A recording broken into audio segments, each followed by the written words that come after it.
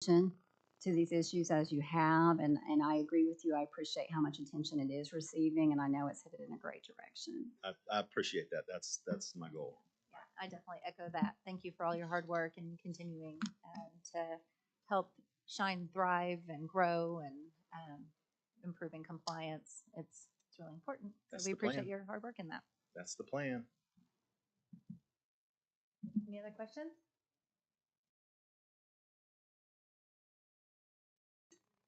So moved.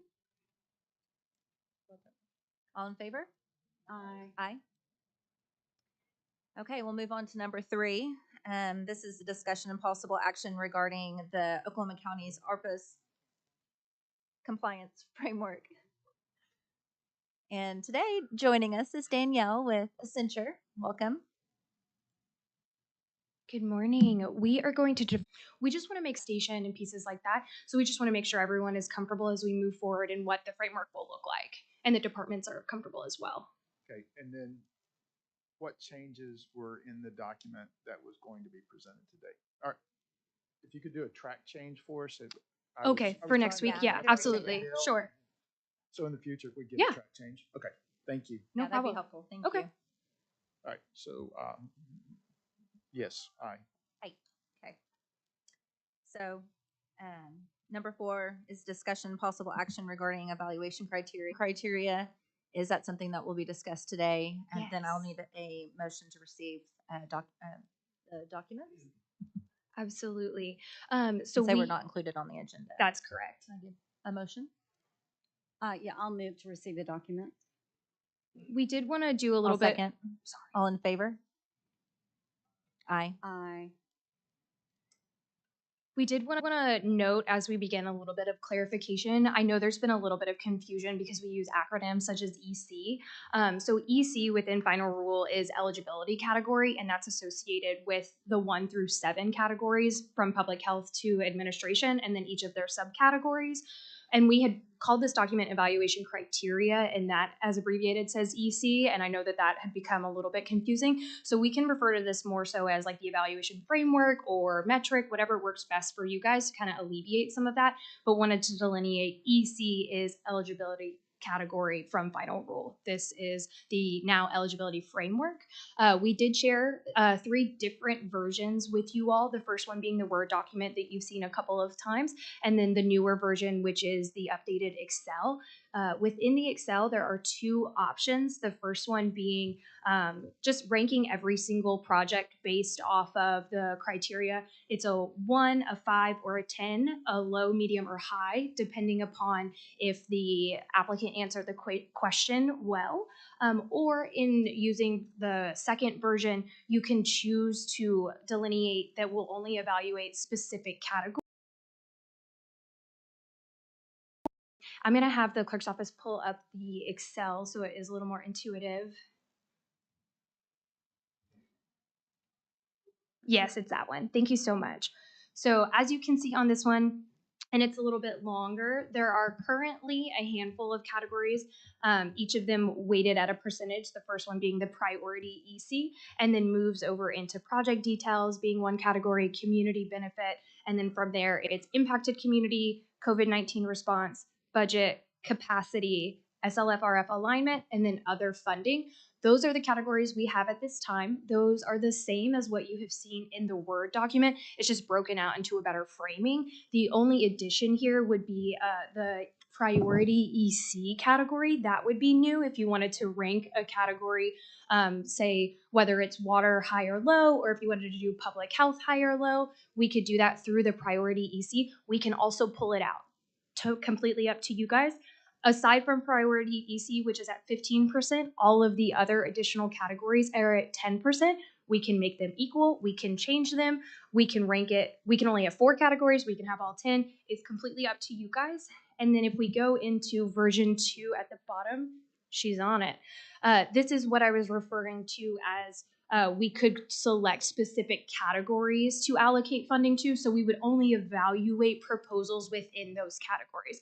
So say you picked 2.11, which is related to healthy childhood environments and childcare, we would allocate a certain percentage of funding to that specific EC eligibility category, and we would then evaluate with the criteria you saw on the first slide, but just based on these ECs. So if you, we don't have to make if you wanted to go with this version, we would not have to make an EC determination today. Your offices could each look at them and then get back to us with your preferred list, and then we can compile them. I'm not going to make you try and do that right now. Different frameworks we're looking at, the first one being the Word doc, and then the first one just being all projects being ranked, and then this third one choosing a couple of the eligibility categories, EC, and then ranking them based off that first criteria you saw. I know that was a lot to throw at you. Has an internal program that they're running, so you may not want to fund CVI because you're doing that pretty in-depthly. Same could be said potentially for mental health services. You're funding the Griffin, and you're also funding our inmate facility at the state level. So the county isn't necessarily doing those, but they are being done by the state. So you wouldn't want to consider broadband. You guys already took it off the list anyways. Might would consider taking off some of the housing or the CVI and mental health. But it's really a policy decision for you guys on what you see as the needs within your communities. And like I said, we'd be happy to have a list from each of you if you wanted to send us 10 to 15 of them, and we could compile them together.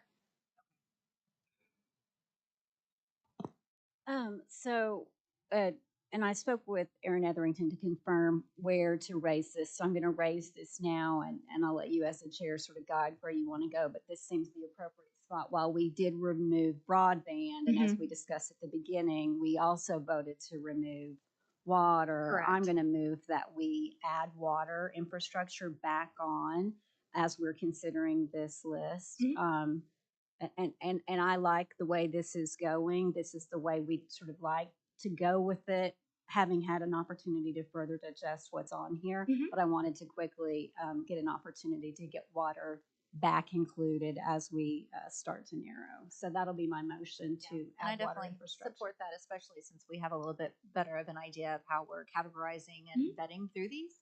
Joe, what are your thoughts on also adding water back in and then removing broadband? Okay, well, if you'll motion. I'll move that we add water back onto this list as we consider further narrowing, just as a general EC. Thank you. Yeah. The acronyms was my request because it has been fought. I didn't know PMO last week, and now I don't. I'm learning EC. Can you hear me, Sharon? Motion. Oh, hit the button. And I'll There you second, just because we have a better understanding of how we're evaluating, and it sounds like there's possibly a community need in District 3, and so I want to make sure that we include all needs in when we're making decisions together. So I second. All in favor, say aye. Aye. Nope. Okay. All right. All opposed? Since, well, We have a no. since we're listing out things we want to consider, I would move that we would limit consideration to the following. I'll try to do this. The 1.12 mental health, 1.13 substance abuse, 2.1 household assistance. It's all off this list. 2.11 healthy childhood environments, child care. 2.13 healthy childhood environments, services too, and I can't see the rest. I couldn't get my cell to move over.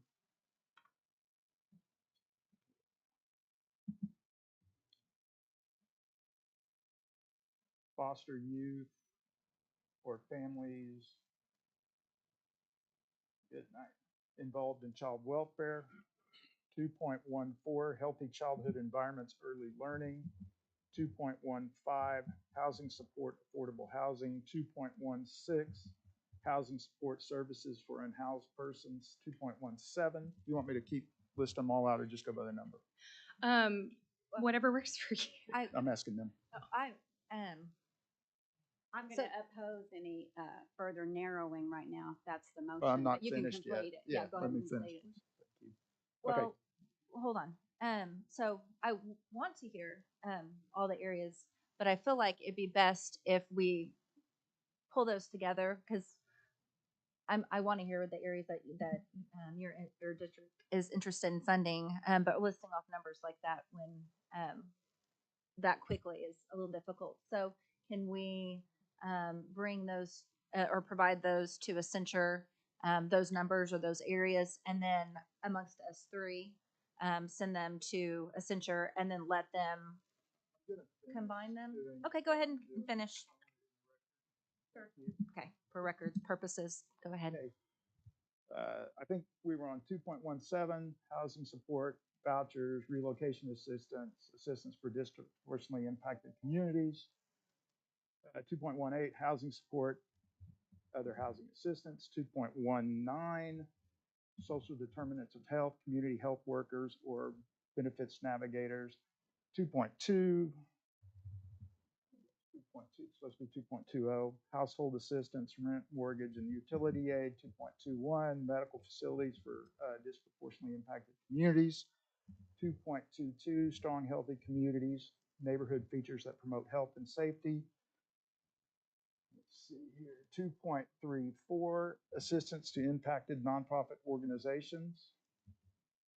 And 3.4, public sector. Oh, sorry, it's not it. There was a workforce development one.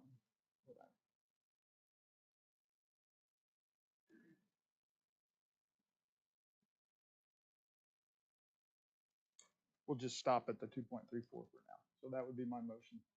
That we would limit the eligibility and consideration to those categories. Any motion? Joe? Hmm? Motion. So, because I need time to look through those numbers and have an understanding of the areas that you're wanting to move to not. What was your motion? That those would be the Those areas remain. of consideration for the remaining 7.7 million. Okay. Do we have a second? No. All in favor? All opposed? Yeah, You don't need to take a vote. yeah, Okay. you don't. But I would like a record of what he's interested in keeping, so that way Yeah. I can look through those. Yeah, and we will denote the ones that Joe has set as preference, and we will share them back with you as well. Perfect, thank you. And I feel like we'll do the same, you know, and try to get an understanding of that's a great way for us to narrow down. That we'll go through those numbers and can provide those numbers to Accenture, and then you can pull them together and say, okay, this committee all feels strongly about these areas, and then that'll help you maybe delineate Yeah. or be able to provide some clarity in regards to how we come together as a consensus of Absolutely. what area projects that we're wanting to And fund. on this Excel, like you'll see in rows C and D, these are arbitrary percentages we came up with just to kind of show how the data works. You can fiddle with them. We can do more. We can do less. That is just so you know kind of how the metric works. In column B, that's the total amount of funding that has been requested in those specific categories from applicants. So just so you're aware. So I agree with Jessica on concept of process. I think that will be helpful, and that sort of underlines, or I'm underlining that District 3 likes version 2 and creating our ability to see what that looks like in weighting certain categories and getting feedback from you all on how that would play out, and seeing the specific numbers is valuable to me as well. I think that is a great idea. Any other discussion in regards to the evaluation process? If you guys are good, I'm good. Do I need a motion to receive a report?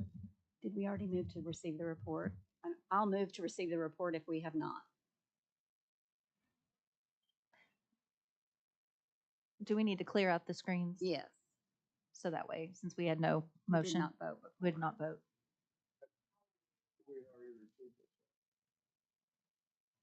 Yeah, so we'd already moved to receive the report. Okay. Okay, so no other action needed. No, we just need Okay. to clear the screen. So number 5, discussion and possible action regarding policies, processes, procedures, and status report relating to planning, oversight, and administration of Oklahoma County's ARPA funding allocation, presented by Danielle.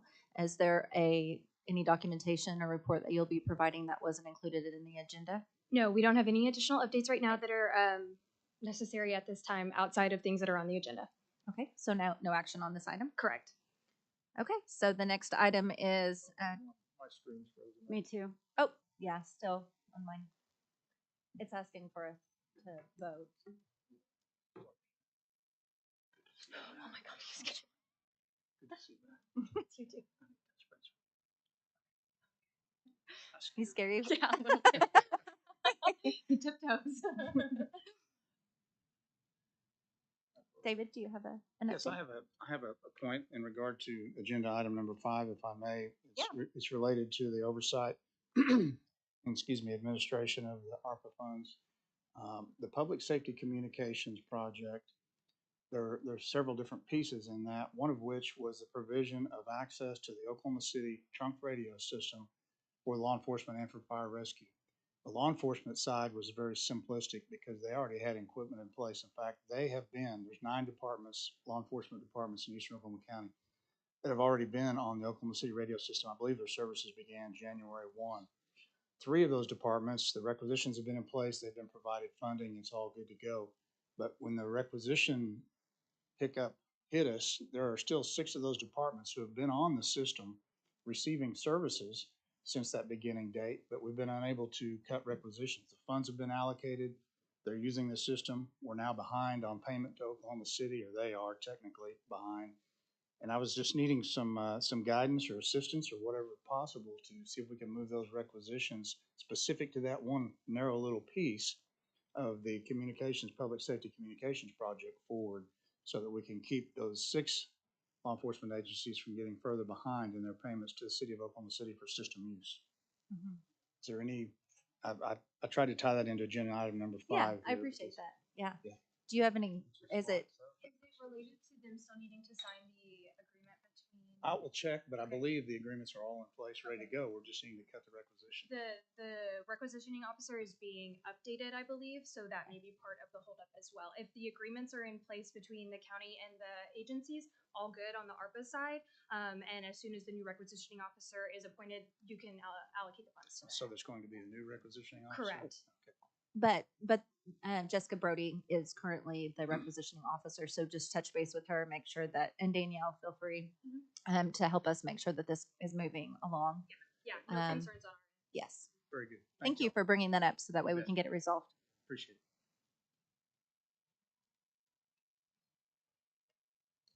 Okay, are we ready to move on? Number 6.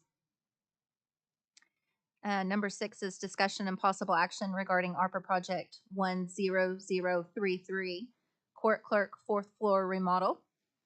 So a little update, I do think we are changing the name on this just to 4th floor remodel, since it's going to impact a couple of departments rather than just a singular one. I know that we recently just had a meeting with the engineer's office and the owner's rep as well, to kind of discuss some of the options related to the 4th floor remodel. I know that there is discussion about trying to make use of the Sky Bridge because there were some concerns about moving to the 5th floor, so now they're looking at moving to the 3rd floor. That is a policy decision for P&G to make, but we wanted to confirm with you guys about the intent of eligibility. And as long as the social distancing requirements stay in place, and we were ensured that they would be, that nobody would be losing office space, they would still be able to socially distance out and then actually make use of the Sky Bridge versus being compacted in the elevators. So the intent of the proposal, as long as it remains the same, which they've told us that it is, remains eligible. Is there anyone that would like to comment in regards to this item?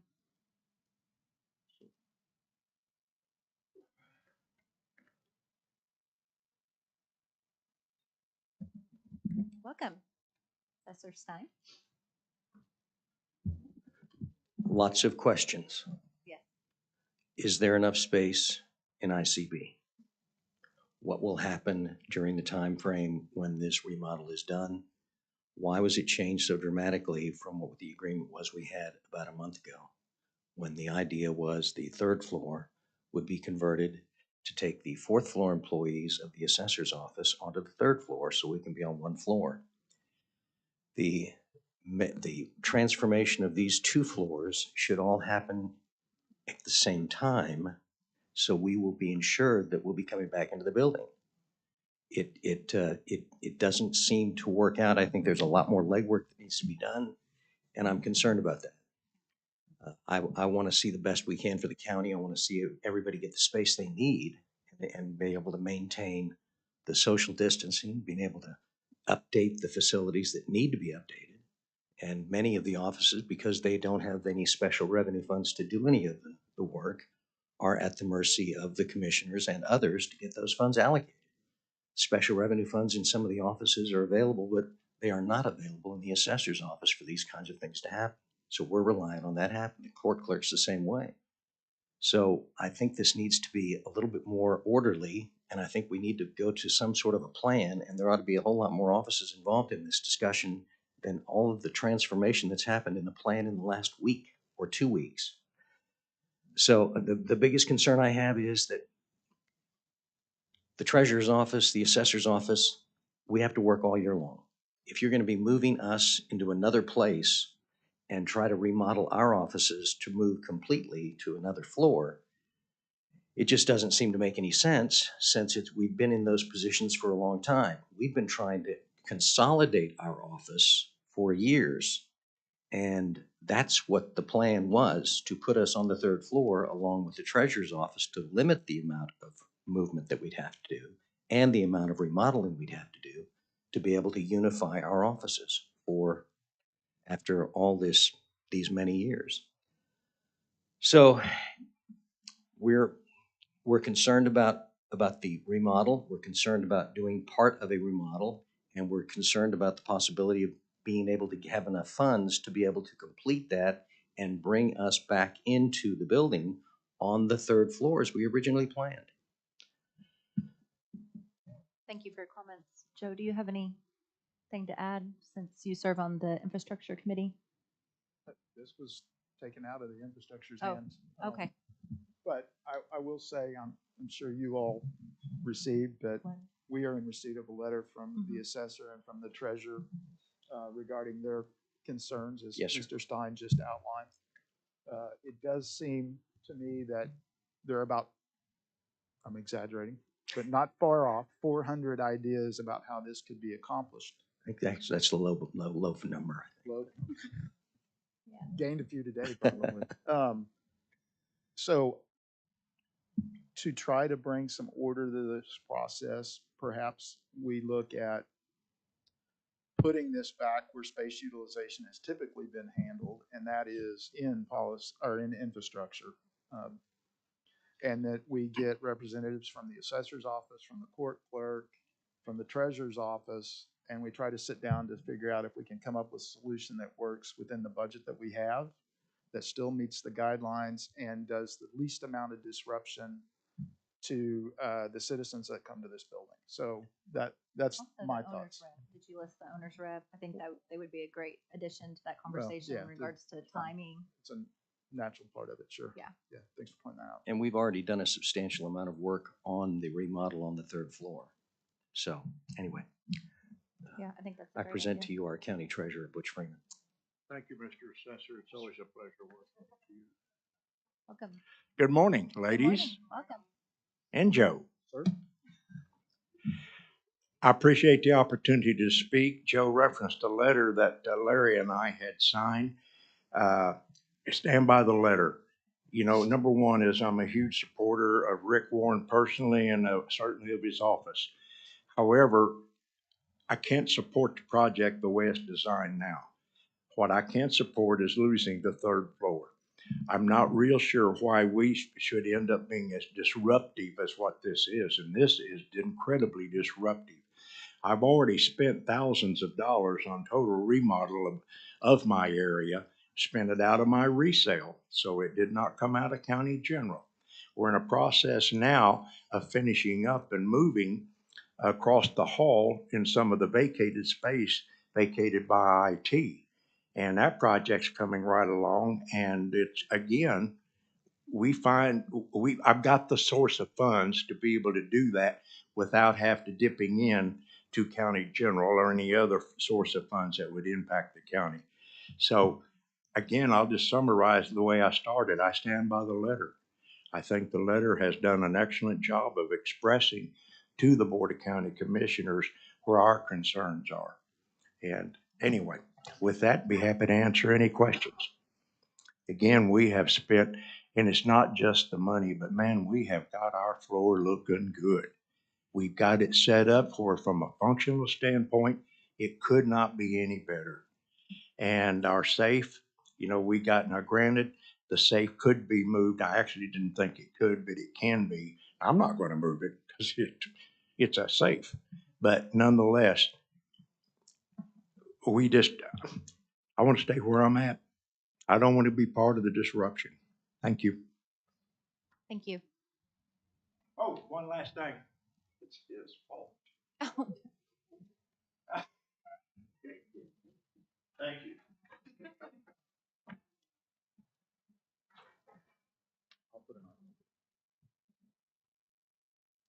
Okay, so no further action on number 6. Thank you for all your comments. Number 7, discussion and possible action regarding ARPA Project 10094 County ITQ radar in the amount of $330,263.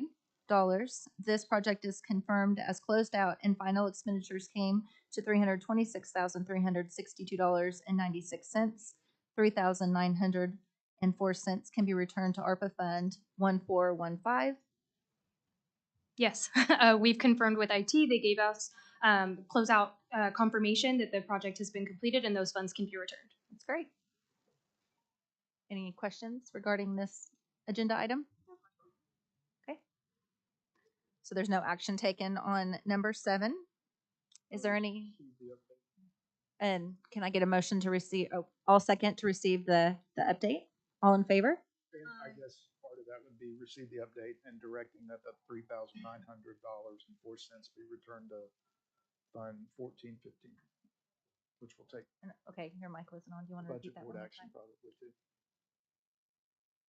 Since your mic isn't on, It is on. oh, it is? Okay, I just couldn't hear. Could you hear him? Yes, so Okay. the funds will be returned by budget board to 1415. Thank you. I'll second. All in favor? Aye. Aye.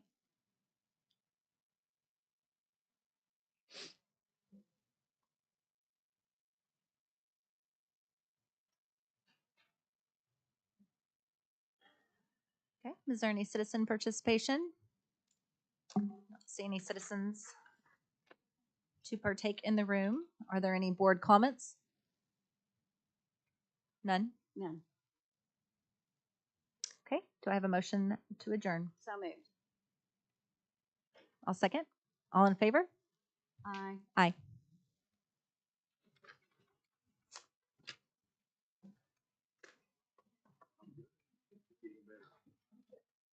How are you? Thank you.